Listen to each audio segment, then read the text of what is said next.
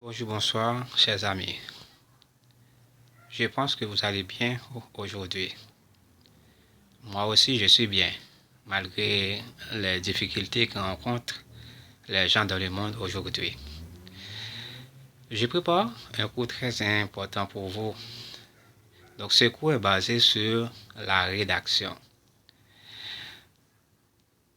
Donc, souvent, les enfants ou bien les élèves à l'école ont tendance à échouer dans la rédaction. Donc, cependant, faire la rédaction n'est pas une chose assez difficile comme vous le pensez. Maintenant, je vais définir pour vous le mot rédaction et après on va parler des trois parties que composent ça, une rédaction. Donc, le mot rédaction vient du verbe rédiger qui signifie raconter. Donc, lorsque vous vivez une situation où vous voyez une chose, ou bien si vous êtes témoin d'un accident quelconque, donc lorsque vous rencontrez les audiences, vous pouvez raconter, ou bien vous pouvez lui dire ce que s'est passé dans cet accident. Donc ça, on appelle ça rédaction.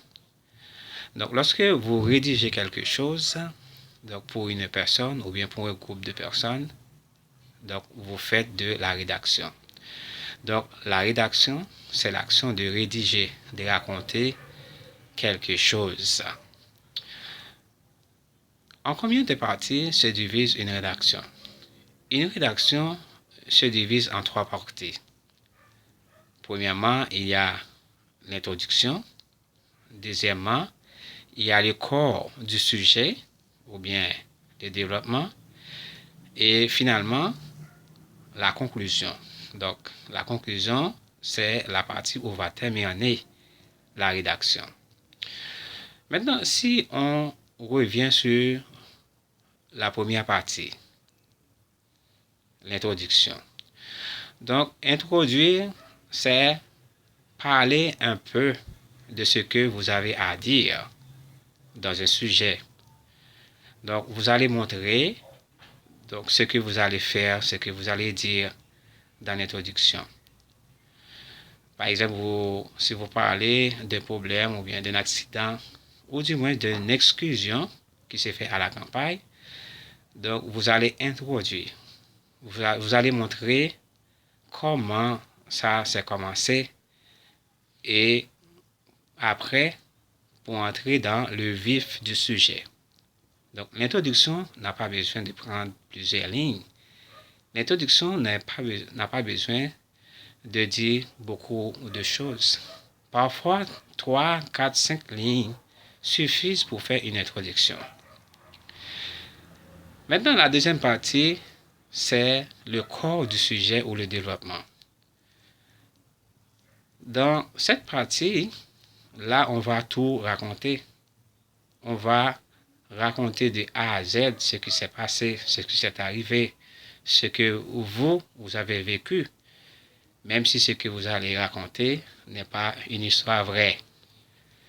Donc, dans le développement, il ne faut pas utiliser des phrases trop longues, il faut utiliser des phrases courtes, les ponctuations, les points, les virgules, les points-virgules, le point, l'exclamation, tous font partie du corps du sujet, c'est-à-dire du développement. Donc, il faut éviter aussi de faire des fautes grammaticales dans cette partie. Parce que le lecteur, ou bien la personne qui va lire votre devoir, eh bien, si cette personne rencontre beaucoup de fautes, eh bien, elle va se décourager et ne se voit pas l'importance de continuer à lire ton sujet. Donc, vous devez veiller, vous devez prendre beaucoup de précautions. Donc, si vous voulez même, vous devez faire un brouillon, prenez une feuille, commencez à écrire et après, corrigez toutes les fautes que vous avez commises, toutes les erreurs que vous avez faites lorsque vous faites le développement du sujet. En fait, il y a la conclusion. Dans la conclusion, on voit les verbes conclure. Donc, c'est l'action de conclure, de terminer. Donc, c'est là qu'on va montrer qu'on va terminer avec le sujet. Donc, tu n'es plus maintenant dans le développement. Donc, il y a des gens qui ont l'habitude de parler beaucoup, de raconter tout ce que ils devraient raconter dans le développement. Et au final, ils le racontent dans la conclusion. Donc, il faut éviter ces erreurs-là. Donc, il y a plein de choses à faire, mais la conclusion va démontrer à tout le monde que vous allez terminer avec le sujet. De même qu'une introduction, 3, 4 lignes suffisent pour terminer un sujet. D'accord, chers amis? Donc, je ne serai pas trop long ce soir, mais en bref, c'est ça que j'apporte pour vous. Comment faire une rédaction. Prochaine fois, je vais vous montrer comment on va commencer, comment on va faire le corps du sujet et comment aussi on va conclure le sujet. Je pense que vous aimez cette partie, pas vrai? Donc, vous avez besoin pour vous, pour vos enfants et pour certains amis. Peut-être des amis qui sont à l'école, qui vont aux examens de quatrième, etc. Moi, c'est mon plaisir de vous aider toujours, mes chers amis, et je continuerai encore.